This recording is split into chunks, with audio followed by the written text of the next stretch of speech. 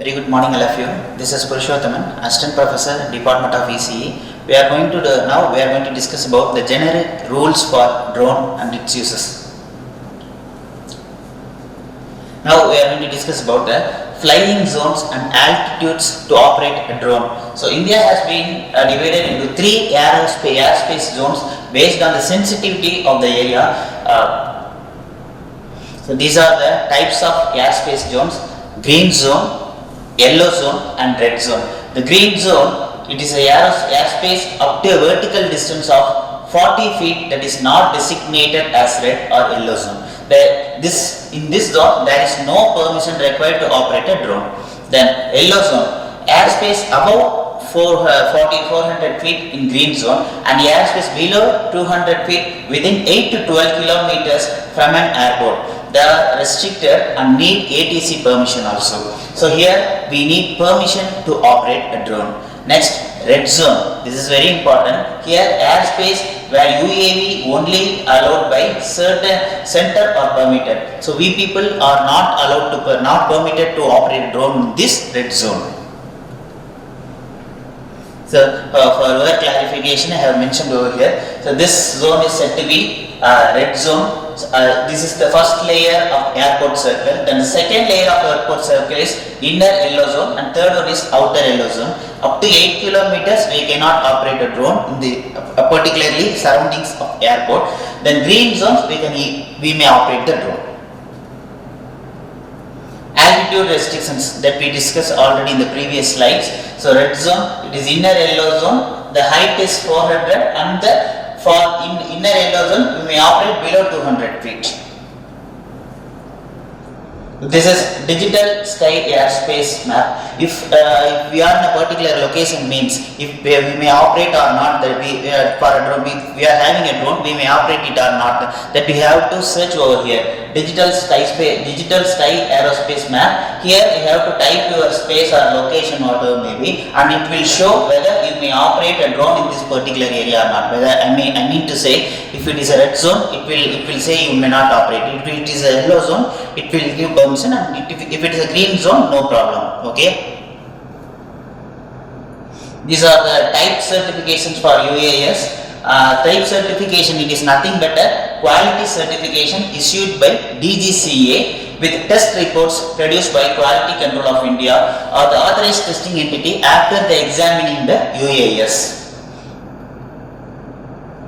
These are the steps for type certification.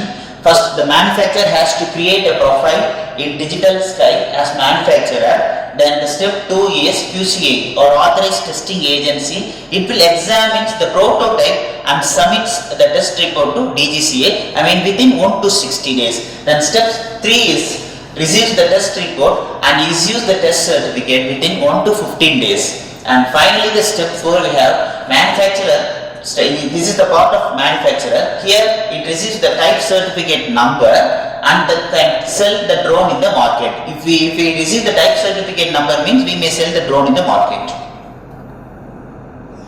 This is UIN for UAS, that is unique identification number for a drone. It is a unique number which is used to identify a drone while flying or selling or for any other official purposes.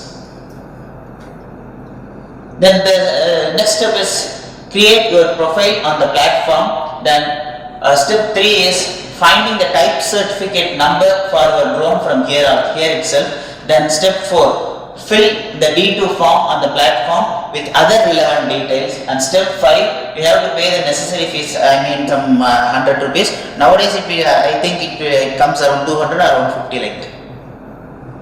These are all the documents required for UIN to get a UIN number for a drone. If you are having a drone, you must have the UIN number, and these are the documents you have to submit to get the UIN number. The details of the individual or organization registering the drone. There are two categories. If you are an individual, there are some protocols. If you are an organization, that the protocol will differ from individual. So these are all the documents required: passport, Aadhaar card, mobile number, residential address, it should be within India, and the registration number of organization. This is not for individuals. If you are an organization, you must have the registration number of the organization, then DIN of the director of the organization, not for individuals. The details of the drone means serial number of the drone and the controller as mentioned on the device. If you are a controller, you have to mention your name.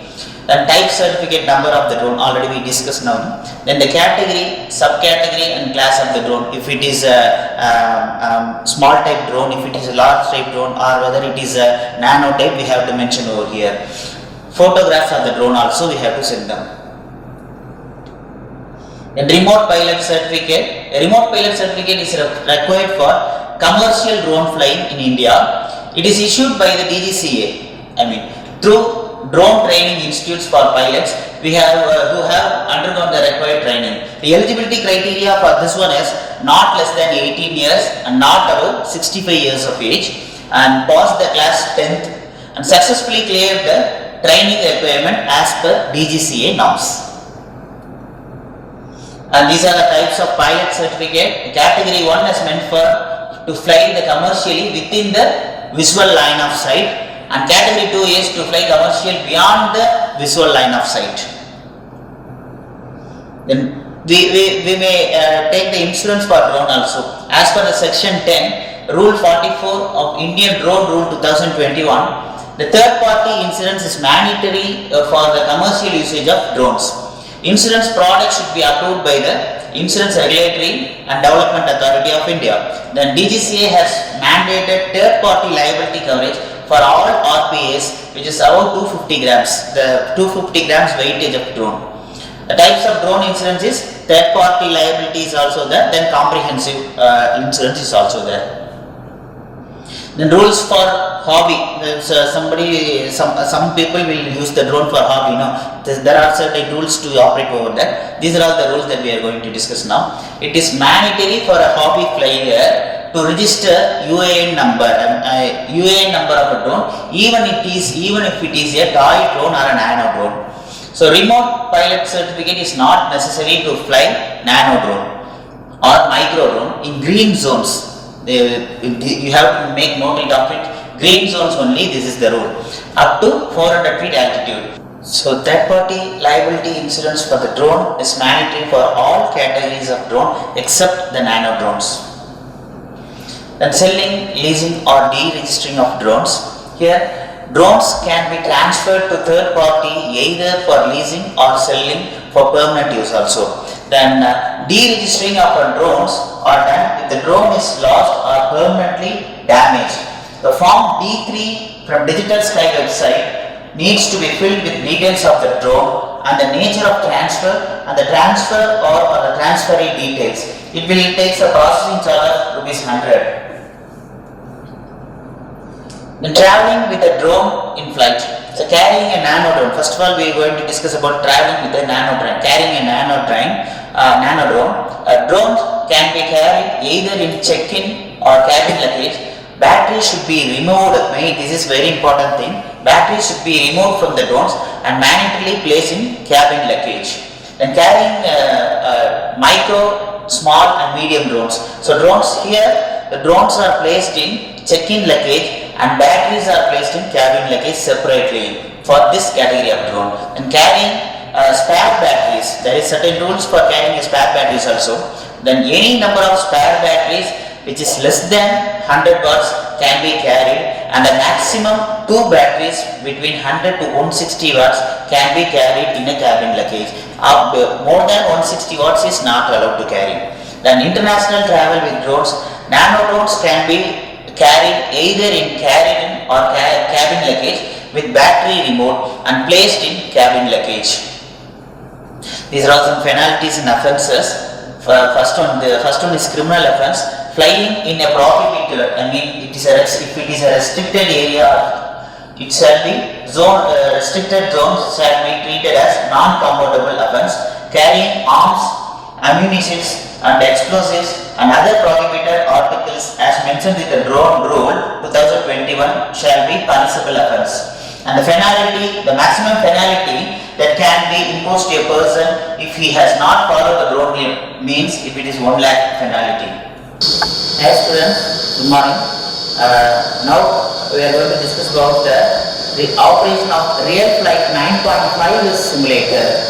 This is real flight 9.5 is simulator. There are four basic operations of a drone that I am going to explain to you in this real flight 9.5 simulator. First one is throttle up to move upward. Then throttle down. This is upward down. Throttle up, throttle down. Then your right rotate and your left rotate for rotation. Then this joystick, this key is meant for, I mean the right side of our joystick key is meant for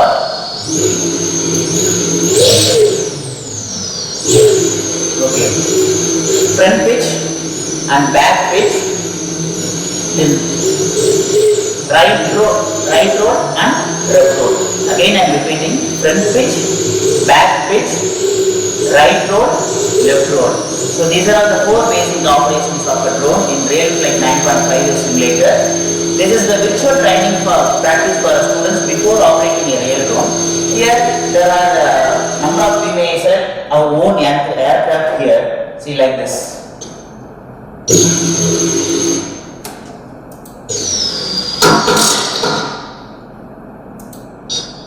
We may choose our own aircraft here, and the environment also we may change it off. See, this is some other environment. So likewise we can operate a n number of drones in real flight 9.5 simulator for practice. Thank you.